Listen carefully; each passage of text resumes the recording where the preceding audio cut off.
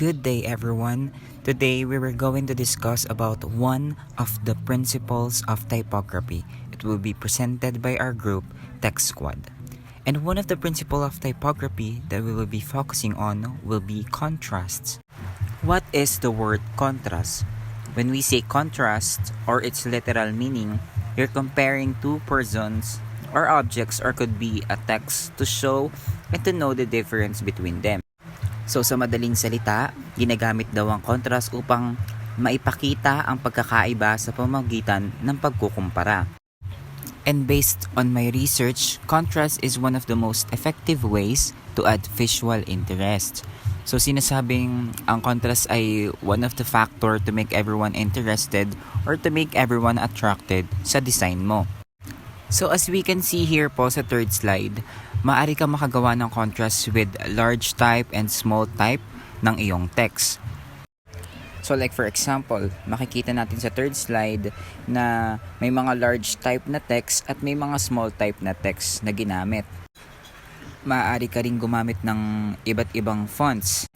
Katulad na lamang ng unang at ang pangalawang word na contrast ay ginamitan ng font na Perandori. Samantalang yung pangatlo, Archivo Black. Tapos yung panghuli ay ang font na ginamit ay True Typewriter.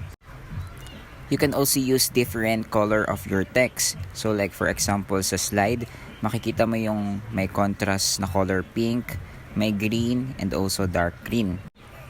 And lastly, maaari ring may spacing ang mga letter or pwede rin magkakadikit. Sa unang word na contrast, one space after text yung ginawa. Like for example, C space, then O, and so on and so forth.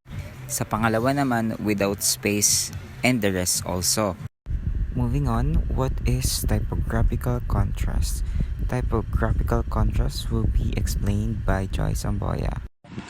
Simply put, it is the grouping of two typographical elements, then using different methods of traditional design to create contrast.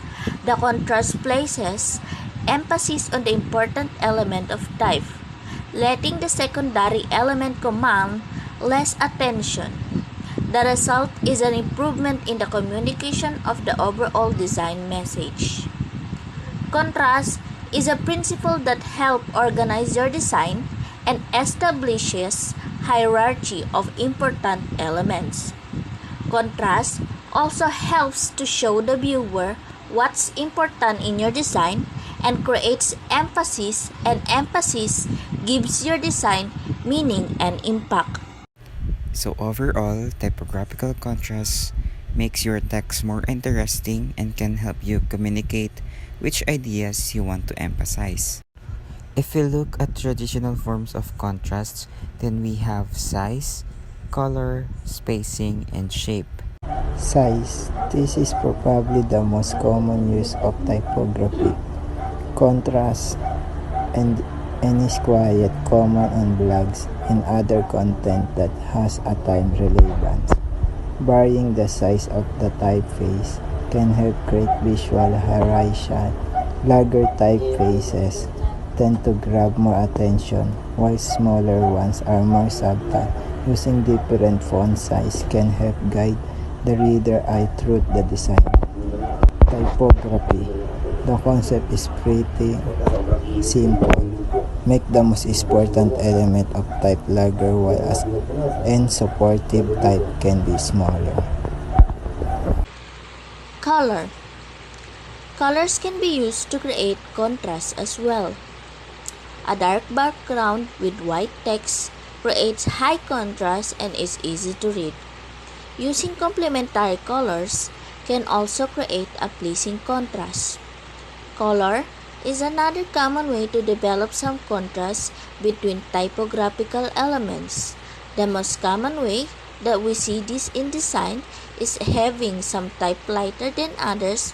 Obviously, lighter text, when dealing with a light background, has less energy and thus less visual attentions. This creates a contrast between it and any darker element. And this is the example. Spacing. Adjusting the spacing between letters, words, and lines can create contrast and help improve readability. Tighter spacing can create a more compact and modern look, while adding more space can create a more elegant and refined look. The use of spacing can be a tricky technique to master. However, when done properly, it creates a rich contrast and interesting typography in design. The spacing of type itself can obviously be altered in three traditional ways: letter spacing, line spacing, and word spacing. This is the example of spacing contrast. Shape is one of the traditional forms of contrast. Shape can be created using different typefaces. Serif fonts and sans serif fonts is one of the examples of typefaces. By mixing the two, you can create visual interest and contrast. You may also use the italic, bold, caps lock versus lowercase. It can really altering in playing with the shapes of two different typographic elements. As you can see, these are the example of typefaces: sans serif, serif, and bold serif font. The word sans in the sans serif typefaces came from the Latin word meaning without. Example number 1 is the sans serif fonts. It has no small line at the end of the letter and usually described as modern, approachable, and clean. Example number 2 is the sans serif. It has a small line at the end of the letter and usually described as traditional, established, and trustworthy. And the example number 3 is the bold type of sans serif fonts.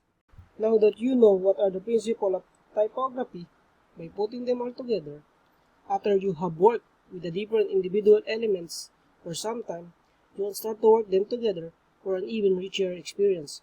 This is another situation where you really want to ensure that you have balance the interaction and relationship between the two types elements and everything else in the composition.